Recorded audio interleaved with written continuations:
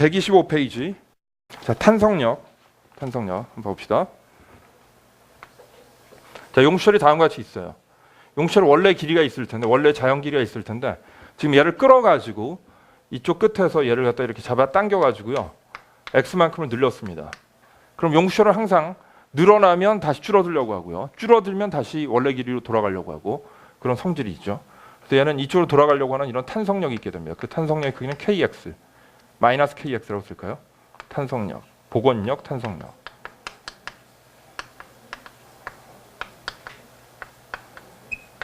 이렇게 부르고요.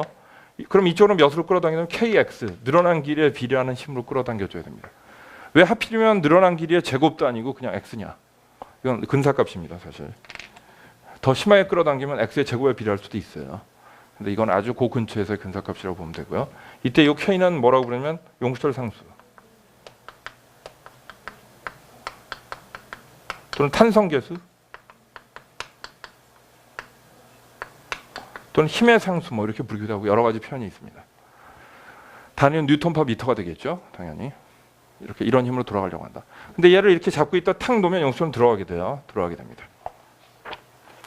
자, 그리고 그 밑에 이런 법칙으로 이제 뭐라고 하냐면 이 힘이 F = KX 이렇게 된다는 걸 우리가 후크의 법칙이라고 합니다. 밑에 후크의 법칙이라고 써 있죠. 사람 이름이에요. 자, 됐고. 자, 그 밑에 이제 용수철의 연결이 있는데 이건 잠시 뒤에 우리가 뒤에 예제를 풀면서 보도록 하겠고요.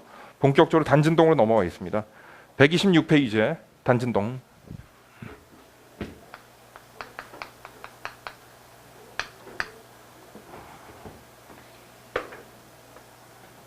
이거 너무 크게 그렸다.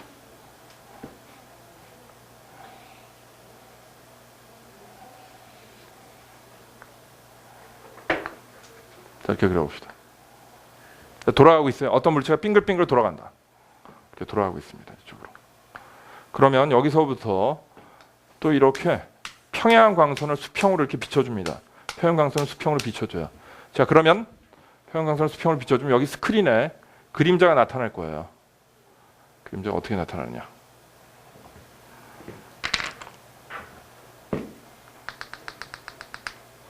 시간에 따라서, 자, 여기 돌아가는 각도를 우리가 세타라고 하면요, 오메가 t 각속도에다 시간을 곱해가지고, 이 각속도는 뭐냐면 이런 겁니다. 한 바퀴 도는 전체 시간분의 한 바퀴 전체의 각도 2파이, 한 바퀴 전체의 각도를 2파이, 한 바퀴 도는데 걸리는 시간을 t라고 하면요 2파이 f가 됩니다. 그리고 요거를 요건 주기라고 하죠. 주기. 그다음 위에 있는 건 단위가 라디안이에요. 그래서 라디언 퍼 세크다 이렇게 부릅니다. 그리고 오메가는 뭐냐면요 각속도라고 불러요. 그래서 선속도가 아닌 각속도다. 그래서 그 속도에다가 시간을 곱해주면 돌아간 각도가 나오게 됩니다. 자, 그러면 이때 이 높이 있죠. 이 높이가 여기에 그대로 나타나게 될 거예요. 이 물체의 그림자로서 그대로 나타나게 됩니다. 이걸 우리가 변위 x라고 하죠. x라고 하겠습니다. 자, 그래서 여기다 써볼까요? x는, 자, 그리고 여기서 반지름을 우리가 a라고 한다면요, 이 높이는 a sin 세타가 될 거예요. 그래서 a sin 오메가 t 이렇게 되고요. 그렇죠? 높이, 이 원운동의 그림자가 여기 나타나는 모습은 위아래로 진동하는 형태로 나타날 거예요. 그걸 우리가 단순 조화 진동이라고 부릅니다. 자, 그럼 시간에 따라서 한번 그려보면은 이런 그림이 되지 않을까? 이렇게 되지 않을까요? 시간 축이고요. 자, 여기 이제 바로 주기죠. 한 바퀴 돌아가는데 걸리는 시간 주기. 그렇죠? 올라갔다 내려갔다 다시 올라갔다가 여기까지. 자, 그리고 여기서부터 여기까지 높이, 이게 바로 뭐냐면 진폭 A가 되겠습니다. 진폭 A. 진폭이다. 그럼 요 T는 주기. 주기하고 각속도는 T분의 2파이 저런 관계에 있다는 거죠. 그래서 X를 이렇게 쓸 수가 있다. 그렇죠? 근데 여기서 이제 또 중요한 사실은 뭐냐면요, 이게 원운동을 하는데요, 여러분들 미분을 잘 하면 미분을 써도 돼요. 하지만 미분을 잘 못하면요 이런 걸 해보도록 하겠습니다. 가속도를 한번 써보겠어요. 가속도 어떻게 되냐. 자, 우리가 구심 가속도라는 걸 배운 바가 있습니다. 구심 가속도는 어떻게 되냐면 이 중심 방향으로 원운동을 할 때 중심 방향으로 가속도가 이런 값이었어요. R 오메가의 제곱. 여기서는 A 오메가의 제곱이겠네요. A 오메가의 제곱. 중심을 향하는 구심 가속도 R 오메가의 제곱이었습니다. 여러분들이 혹시 R분의 V 제곱으로 외우고 있는 사람들도 마찬가지인데요. 가속도가 이런 값이죠. R분의 V의 제곱. 근데 V는 또 뭐냐면요. R 오메가거든요. R 오메가. 따라서 곱하고 나면 뭐가 되냐면 R 오메가의 제곱이 되죠. 이게 가속도였어요. 원운동할 때 가속도. 자, 그러면 이것 역시 그림자에 어떻게 나타나게 될 거냐면 요 높이가 나타나게 될 겁니다. 요 구심 가속도에 중심을 향하는 가속도에 요 아래쪽 성분 요 가속도로 나타나게 돼요. 요 노란색은 x고요. 자, 그러면 또 생각해 볼까요? 여기가 또 몇 도냐? 오메가 t라는 거죠. 오메가 t. 그래서 그 빨간색 부분 가속도 부분을 조금 확대를 해가지고 이렇게 그려보면요. 이 부분 오메가 t. 그다음 요 부분은 a 오메가의 제곱. 그럼 요거는 뭐가 되냐? 요 그림자로 나타날 때 아래쪽 방향으로 나타나게 돼 있는데요. 그럼 이것은 a 오메가의 제곱 사인 오메가 t가 되겠죠. 그리고 마이너스가 붙습니다. 아래쪽을 향하니까. 자, 따라서 그게 바로 가속도라는 거죠. 이 원운동의 가속도에 그림자가 또 여기에 비친 모습이 또 이 진동의 가속도가 된다. 여기다 써보면은 마이너스 a 오메가의 제곱 이렇게 됩니다. 하지만 여러분들이 뭐 이과에서 미분이 잘 되는 사람은 사인을 한 번 미분하면 코사인, 한 번 더 미분하면 마이너스 사인이 됩니다. 그리고 두 번 미분하면 이런 형태가 돼요. 한 번 미분하면 오메가 코사인, 한 번 더 미분하면 이렇게 되죠. 자, 그걸 혹시 필요한 사람들을 위해서 써드리면요. 자, x를 미분하면 바로 v입니다. dt분의 dv. 자, 미분하면 사인 미분하니까 a 오메가 코사인 오메가 t 이렇게 되고요. 또 한 번 미분하면 코사인을 또 한 번 미분하는 거죠. 그럼 가속도가 됩니다. dt분의 dv. 여기 x죠, x. dt분의 dv.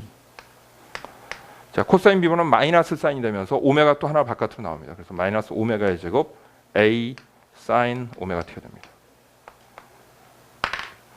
자, 그래서 여기 있는 이 부분이 있죠. 이 부분이 뭐냐? 바로 그대로 x란 얘기입니다. x예요. 그래서 이 두 개의 관계는 어떤 관계 있게 되냐면요. 가속도하고 이 변위는 어떤 관계 있게 되냐면요. 두 개만 요거하고 요거만 살펴볼 겁니다. 아니 요것도 아니죠. 요거하고. 자, 변위하고 그다음 가속도 어떤 관계 있게 되느냐? 이런 관계 있게 된다는 겁니다. a는 마이너스 오메가의 제곱 x 이런 관계 있다. 자, 이렇게 변위하고 가속도가 서로 비례하면서 반대 방향으로 비례하면서 이렇게 갖게 되면요.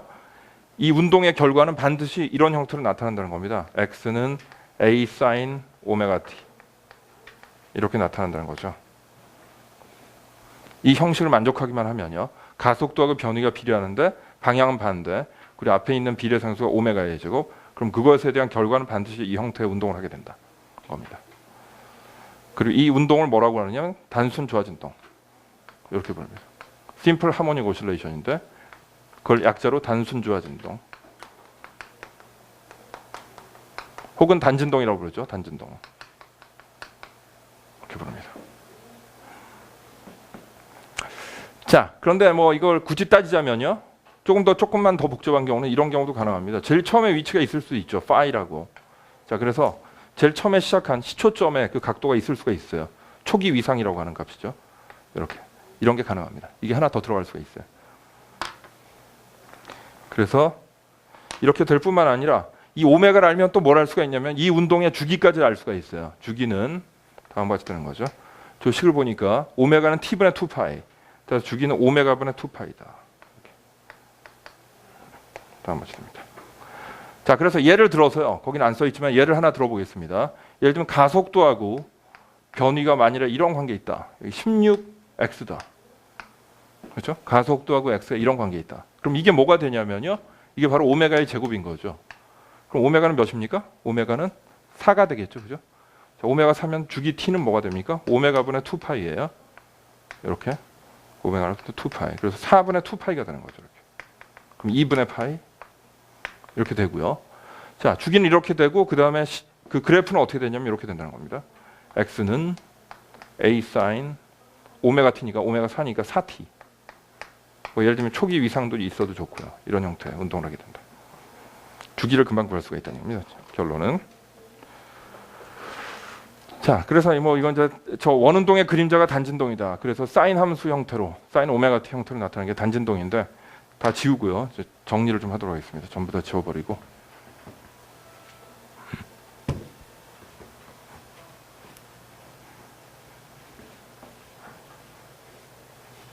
다 지워버리고.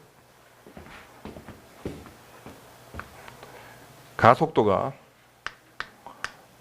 마이너스 오메가 1 제곱 x 이런 형태로 나타나게 되면요.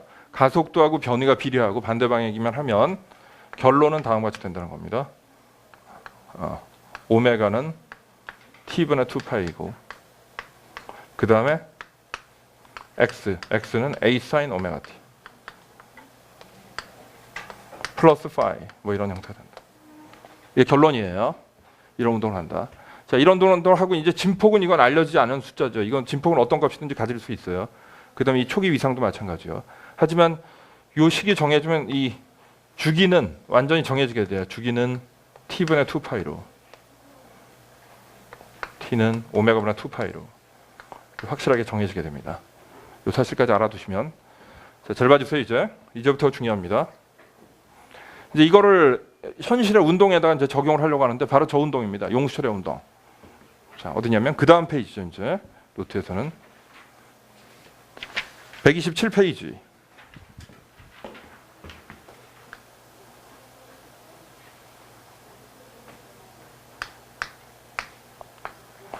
127페이지. 얘를 당겼어요. 얼마만큼 당겼냐면 A만큼 당겼다고 생각합시다. 당겼다 놓게 되면 얘가 운동을 시작하는데 이 지점으로 이렇게 가겠죠. 손을 놨어요. 이제 놨기 때문에 이제 혼자서 자유롭게 움직이는데 용수철에만 붙어서 움직이고 있습니다. 자, 여기서부터 여기까지의 길이는 x. 그 다음에 얘가 돌아가려고 하는 복원력밖에 없죠. 사람이 잡아주는 힘이 없으니까. 그래서 마이너스 kx. 이런 알짜 힘만 남게 되고요. 우리가 알고 있는 운동 방정식은 F 이퀄 ma. F 이퀄 ma. 그래서 ma는 마이너스 kx. 요 힘만 남게 되죠. 이게 유일한 F인데 ma는 kx니까. ma는 F니까. 자, 그럼 양쪽을 m으로 나눠줘 봅시다. 그럼 a는 몇이 되냐면 m분의 kx. 자, 그럼 이게 바로 뭐의 역할을 하는 겁니까? 오메가의 제곱이라는 거죠. 그죠? 바로 요 단순 조화 진동하고 비교를 해보자면 이게 오메가의 제곱이다. 자, 그럼 오메가는 몇이 되냐면 오메가는 루트 m분의 k. 그럼 주기는 뭐가 되냐면 오메가분의 2파이. 그래서 이걸 역수를 취해주고 2파이를 곱해주면 된다. 이렇게 해서 주기가 계산이 됐습니다. 주기는 다음과 같이 계산이 되고요. 그 다음에 x는 뭐라는 거냐면 x는 a sin 오메가 t 이런 형태라는 거죠. 이런 형태. 다음과 같이 된다는 겁니다. 그래서 중요한 건 주기를 이렇게 계산할 수가 있다. 그래서 얘를 당겼다가 탁 놓게 되면 왔다 갔다 하는데 이 주기가 바로 뭐가 되냐면 2파이 루트 k분의 m이 된다. 이 공식은 잘 기억해 두시기 바랍니다.